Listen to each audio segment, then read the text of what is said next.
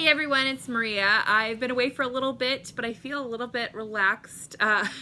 We kind of got over a little hump of crazy in our lives. I know that's just how the cookie crumbles, but I did want to share with you the books that I've been reading as well as what I'm currently reading. I am still working on several of the books that I got of authors that I wanted to read more from this summer, and so I have an update included in that, and I will go ahead and start there. So the first one that I'm going to share with you is actually a book that I decided to give up on.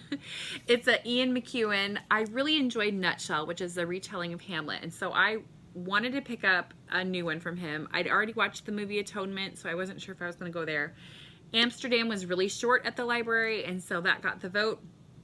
Amsterdam is about, well, a woman passes away, and at the very beginning, you meet her ex-boyfriends, and they are talking about how hard it was at the end for her because she didn't have kind of knowledge of what was going on. I think she'd kind of deteriorated, and so they're talking about kind of end-of-life issues.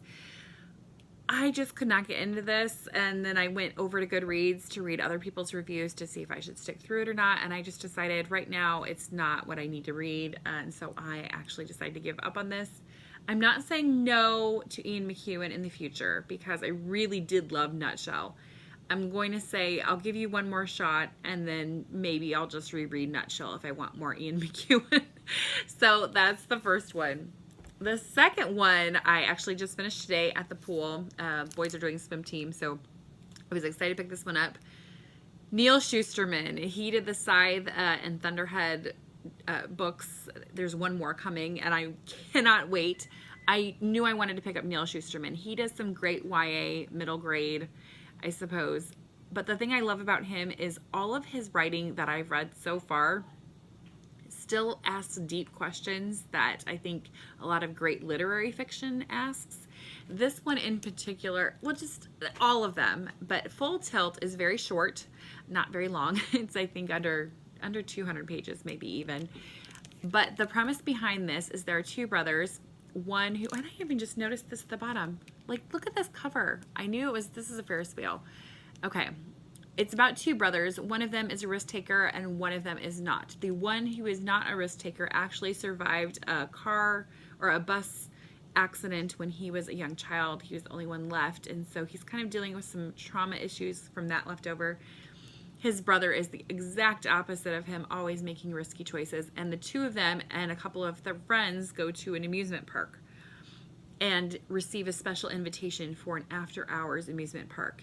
And when they go, things are not, it's a lot more life or death situation than they originally had anticipated. It's kind of an amusement park that is created and changes based on the people who attend.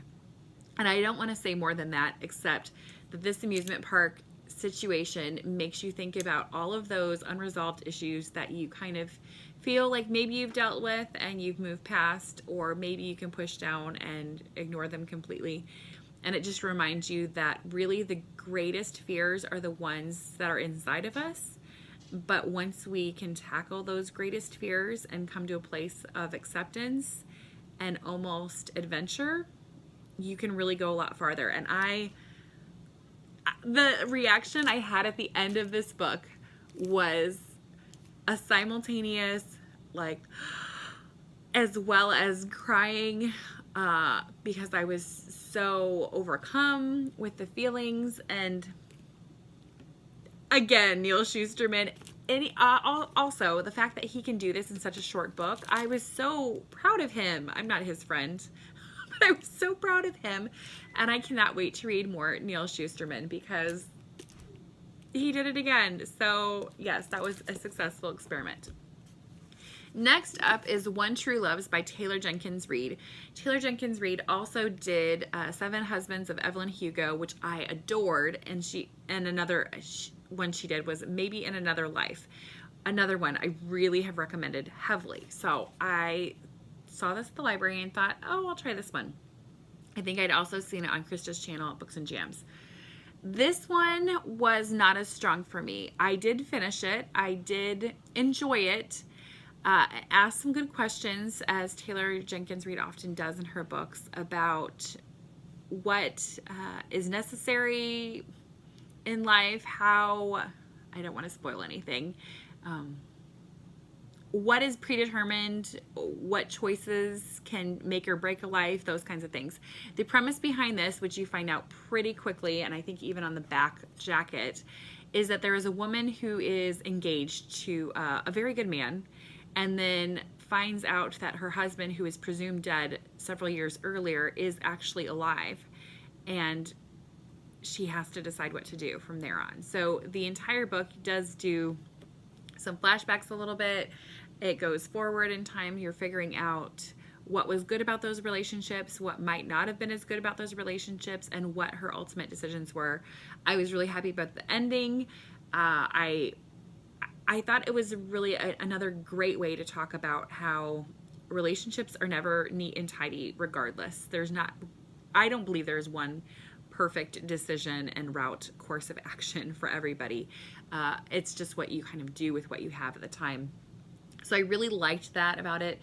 It did feel a little bit like several other books that I'd read, like The Mountain Between Us. There was another one that I read. It just felt it reminded me a little bit of An American Marriage by Tayari Jones, which I recently read and loved, because it was the idea of these two choices you have to make, and how it wasn't really the one person's fault that there was a separation, and how to deal with that. So again, if I had not just read An American Marriage, I might have enjoyed this a lot more, because I thought that one dealt with similar issues, but with like the racial justice issues that I also appreciate. So this is a good one to pick up if you like books about relationships with that have a little bit of a thinking part to them. But I have seen it done better before in the past. I will read more Taylor Jenkins Reid though, so that's that.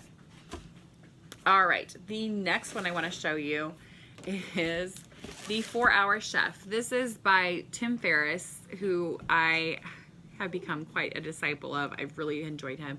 He does Tools of Titans, which is another thick book. He only does thick books, but they're very well researched. The 4-Hour Chef is a book that basically takes you through cooking fundamentals and figuring out recipes and flavor profiles, techniques. It was very insightful. I don't think I'm going to take everything that I learned from it, but I really did like it quite a bit. I also like that they talk about the 4-hour body diet. I thought that was super helpful for me. Boys, can you please leave the room? Thank you.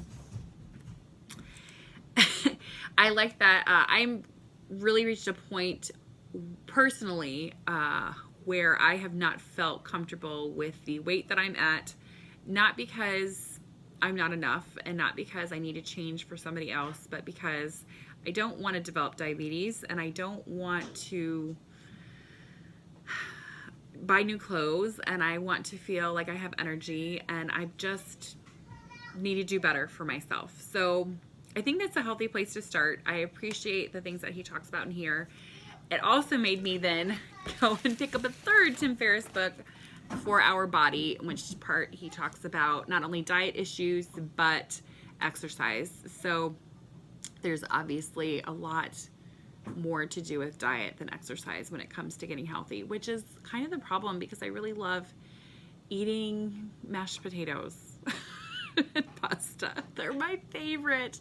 So I think that's kind of cool. The diet that he sets out is basically make sure that you build in a cheat day, which I am going to need, because I love foodie stuff.